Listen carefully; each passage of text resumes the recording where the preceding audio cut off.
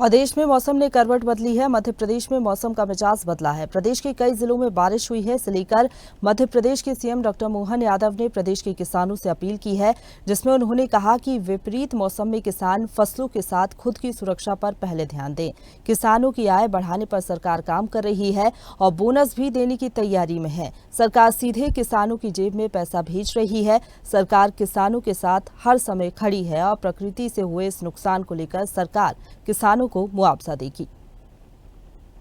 मौसम मध्य प्रदेश में भी देश के साथ साथ बदला है। ऐसे में हमारे किसानों की दृष्टि से जो हमने तो दो निर्णय किए थे। एक निर्णय तो ये कहा कि जो अगर बारिश है तो किसानों बंधुओं से निवेदन है कि वो अपना धान बेचने अभी उपार्जन के लिए न लाए।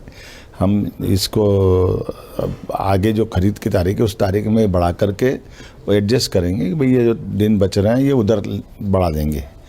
दूसरा एक निर्णय कर रहे हैं कि ये जो हमारे द्वारा संकल्प पत्र में कहा गया था कि हमारे किसानों की आय की दृष्टि से खास करके बोनस खरीद में हम एक तरह से धान खरीदने में मदद करें, तो उस फार्मूले पे भी सरकार काम कर रही है कि अपनी प्रति हेक्टर राशि दे दी जाए, ताकि जो छोटे किसान जो उपार्जन करने नहीं आ पाते हैं या वो अपनी फसल को अपने स्तर से बेच देते हैं, तो मैं समझता हूँ कि ये किसानों के लिए बहुत बड़ा निर्णय है। एक तरह से हम उस पर काम कर रहे हैं। बहुत जल्दी इसमें भी डिक्लेयर करेंगे कि हमारे किसान जो फसल लगाते हैं वो फसल अपनी कहीं भी बेचे, सरकार उनको वहीं उनके खाते में मदद कर दे, बजाय वो उपार्जन करके वो अपनी ज़मीन से हमारे यहाँ ला करके बेचे और उसका हिसाब हम रखें। और वो अनावश्यक कोई नहीं आ पाता तो वो छोटे किसान तो छूट ही जाते हैं। जो बड़े किसान ट्रैक्टर होता है, बड़ा साधन होता है, या वो 2 4 10 15 दिन महीने 2 महीने अपन फसल संभाल सकता है, सक्षम लोग हैं।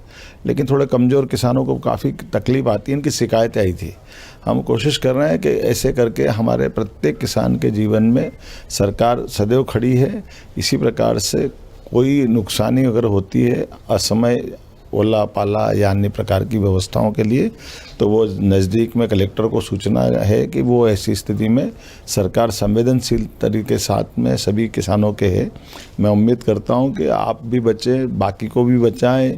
मौसम ठंडा है, अपने लिए फसल भी बचाना, व्यक्ति भी बचाना। और ख़ास करके ट्यूबवेल के लिए हमारी सरकार ने निर्णय लिया है कि ट्यूबवेल ओपन न रहे।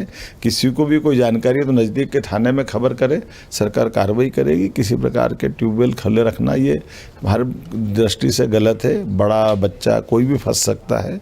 मैं एक बार फिर आप सबको आने वाले समय की बधाई देता हूँ। ये नया साल आप सबके लिए मंगलकारी हो, शुभकारी हो। बहुत बहुत बधाई।